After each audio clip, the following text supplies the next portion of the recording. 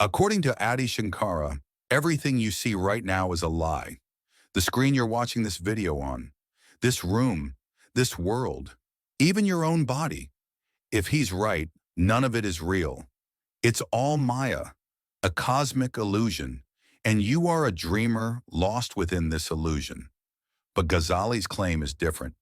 He also spoke of illusion, but his illusion was something else. The world is real, he said. God created it. But the causality you see, the cause and effect relationship, that is the illusion. Two giants, two different illusions. The same question, what is reality? The interesting part is, even though their ideas were very different, they also had common ground where they met. One from India, from the 8th century, the founder of Advaita Vedanta, the pinnacle of Hindu philosophy. The other from the Islamic world, from the 11th century, the destroyer of philosophers, the turning point of Islamic thought. 300 years between them, thousands of kilometers, different religions, different languages, different cultures, but both ask the same question: is the world we see real? And the answers they gave still echo today.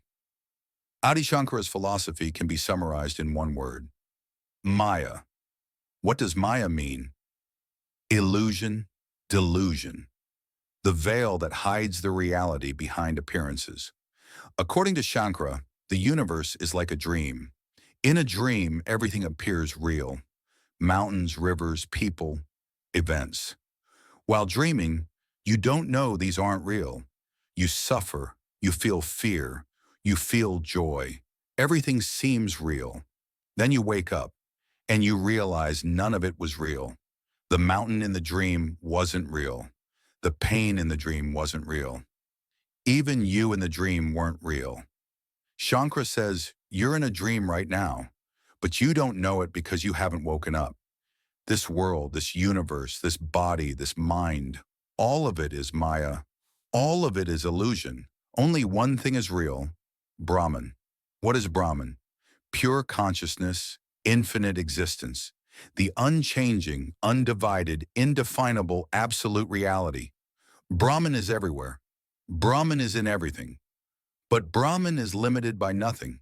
And here is Shankara's most radical claim: you are Brahman, Tattavam Asi. You are that. But you don't know this, because Maya has blinded you. You think you're a separate being. You think you're trapped in a body, a limited I. You think you were born, you're living, you'll die. But none of this is real. Shankara has a famous example. You're walking in the dark.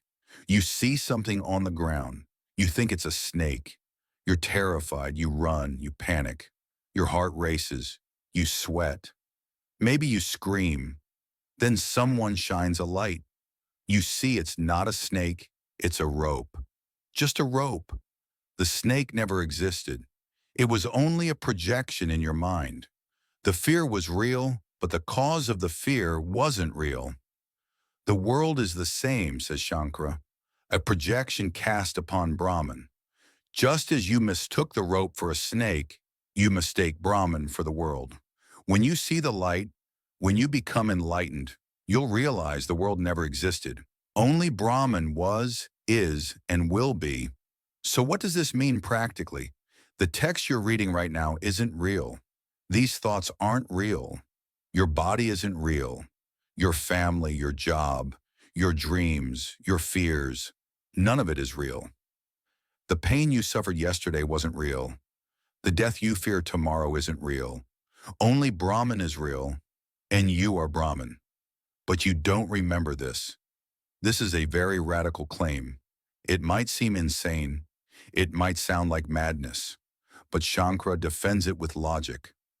Things that change cannot be real, he says. What is real doesn't change. Think about it.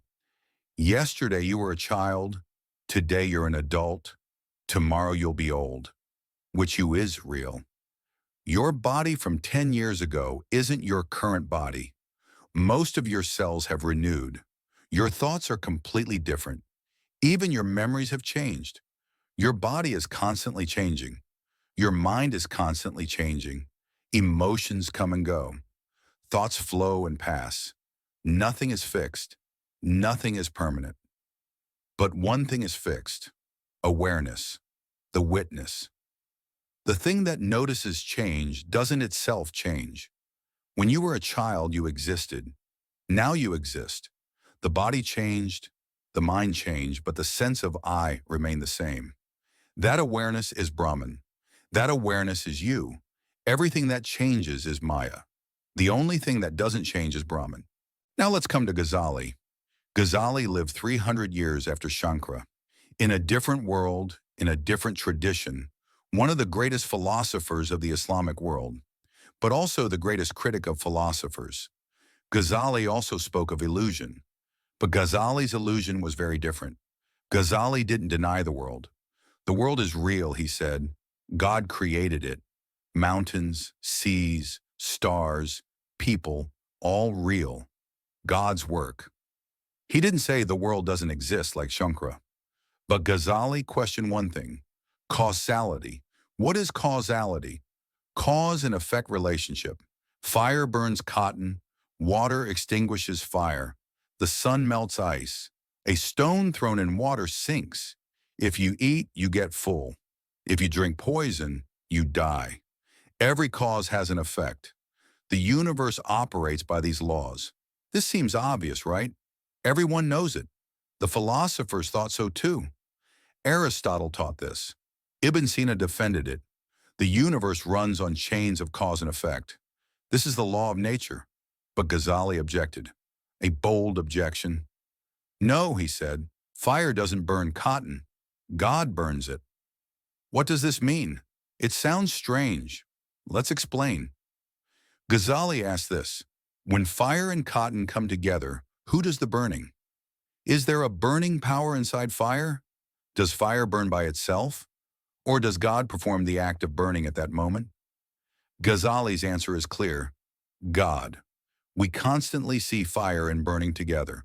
Hundreds of times, thousands of times. Fire exists, burning happens. Fire exists, burning happens.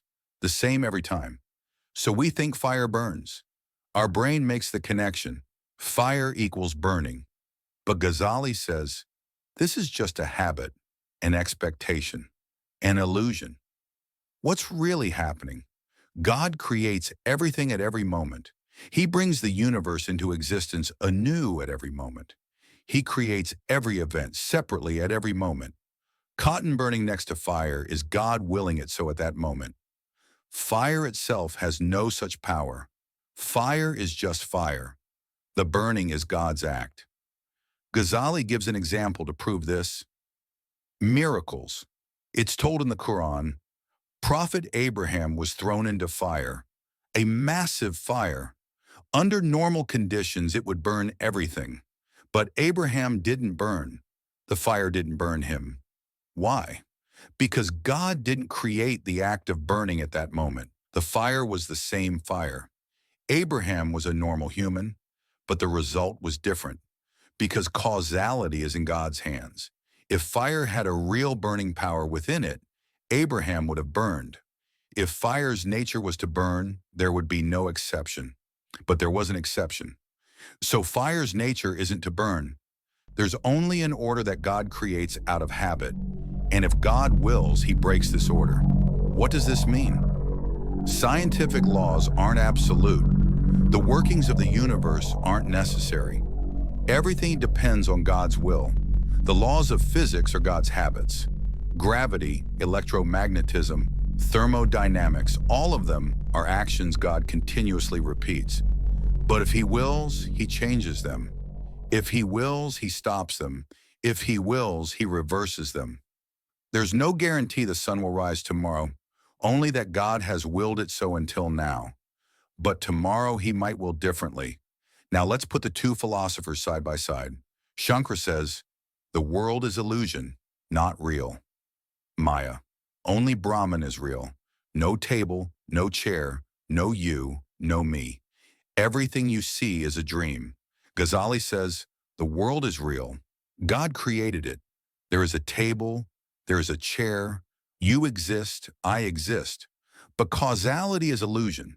The table falling isn't because of gravity, it's God creating it so at that moment. Both say illusion, but they mean different things.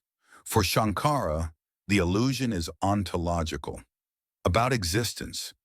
The world appears to exist, but actually doesn't. Existence itself is illusion. For Ghazali, the illusion is epistemological, about knowledge. The world exists, but the way you understand it is wrong. Your perception is illusion. This is a very important difference. For Shankara, salvation is waking up, escaping Maya, remembering you are Brahman, meditation, knowledge, enlightenment. For Ghazali, salvation is surrender, connecting to God, abandoning the illusion of causality and accepting that everything comes from God. Faith, trust, worship. For Shankara, the enlightened person withdraws from the world because the world doesn't exist anyway. Why bother with something that doesn't exist? For Ghazali, the enlightened person stays in the world because the world is God's work, but doesn't attach to the world because everything comes from God, lives in the world but doesn't belong to it. Here's the interesting part. Modern science gives surprising answers to both. If we look at Shankara, quantum physics showed that matter isn't as solid as we thought. What do we see when we look inside an atom? Mostly emptiness. The atom is almost entirely empty. The table we thought was solid is actually made of emptiness. Particles or waves? Uncertain. There's an observer effect. When observed, it's a particle. When not observed, it's a wave. It changes when you look. What does this mean? Does reality depend on the observer? Some physicists discuss the simulation hypothesis. Even Elon Musk said, the odds we're not in a simulation are 1 in a billion. Maybe we're in a computer program. Maybe Maya is something said in the language of modern science. If we look at Ghazali, David Hume, in the 18th century, said things very similar to Ghazali. You can't observe causality, he said. You only see events happening one after another. You see fire, you see burning, but you don't see fire burning. You only see two events occurring together. You assume there's a connection between them. After Hume, many philosophers questioned the reality of causality. Is causality a property of the universe or a projection of the human mind? Ghazali said the same thing 700 years before Hume. We don't know if Hume read Ghazali, but their ideas are surprisingly similar. This debate might seem abstract, like an academic game, but it has practical consequences. It affects how you live your life. If Shankara is right, nothing you lost was ever real. Nothing you suffered over was real. The death you fear isn't real, because you're already immortal. You're Brahman. You were never born, you'll never die. You just need to wake up from the dream. This can be comforting. When you suffer, you can say, this isn't real. But it can also be dangerous. If the world isn't real, what does morality mean? Does harming others matter? If that person is also an illusion? Shankara answers this. Until you're enlightened, you live in the world. You follow the rules. There's still an order within Maya. But ultimately, it's all a game. Don't take it seriously.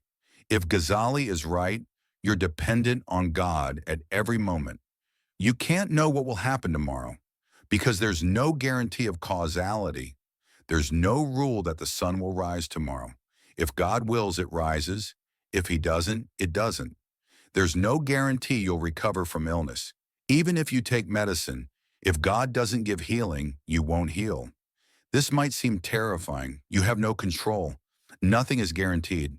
But for Ghazali, this is liberating because you never had control anyway. You only thought you did. Now you see the truth. No need to worry. Trust in God. Have faith. He knows you don't.